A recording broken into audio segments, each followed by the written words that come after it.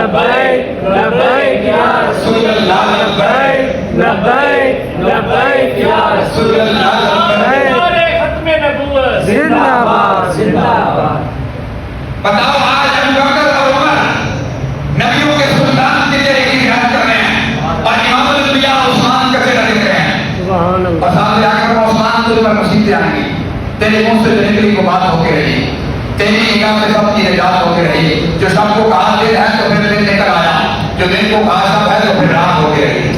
پھر عثمان پر مصیبتیں نہیں آئی میں جو میں عرض کیا تھا پھر عثمان نہیں پر 40 دن پانی بند ہوا وہ عثمان جس نے مسجد نبی کی زمین مستقل کی کھڑی کر دی جنہوں نے کئی بار مصطفیٰ سے جنت کے لیے آج عثمان پر پانی بند ہے اور میں جائے اور بات کروں عثمان غنی کی کون کون سی خدمت کو یاد کرو گے عثمان غنی نے جنت البقیع جو قبرستان ہے عثمان غنی نے حضور کی ہر خواہش کا خیال رکھا ہے میرے آقا گئے ہیں وہاں یہودی کے گھوڑے بندے ہوئے ہیں اور میرے آقا وہاں سے واپس آئے میرے آقا نے ایک بات کی یہ ہے حضور کے مزاج کو جاننے والے لوگ جو حضور کے مزاج سے مان گئے پیسے والا کا مقام نہیں ملتا حضور کی حضور کی اجازت سمجھتے تھے حضور واپس آئے نا تو میرے آقا فرمایا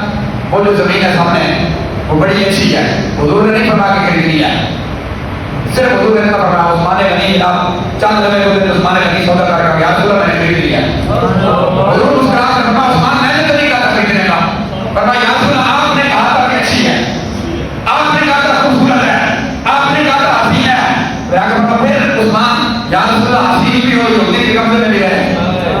سبحان اللہ یا رسول اللہ حسین بھی ہو یہودی کے قبضے میں بھی رہے عثمان نہیں چاہتا یا رسول اللہ عثمان کو اللہ نے مال دیا تھا آپ کو پسند آئی عثمان نے نہیں کر آپ کے قدموں میں رکھ دیا سبحان اللہ سبحان آپ سوچ سکتے ہیں حضور نے نہیں فرمایا حدیث میں یہ لفظ نہیں ہے حضور نے اتنا فرمایا کہ اچھی ہے حضور نے فرمایا میرے روما کا کنواں مسلمانوں کے کام آنا چاہیے حضور نے فرمایا عثمان خرید لیا عثمان نے خرید کر یا رسول اللہ نے خرید لیا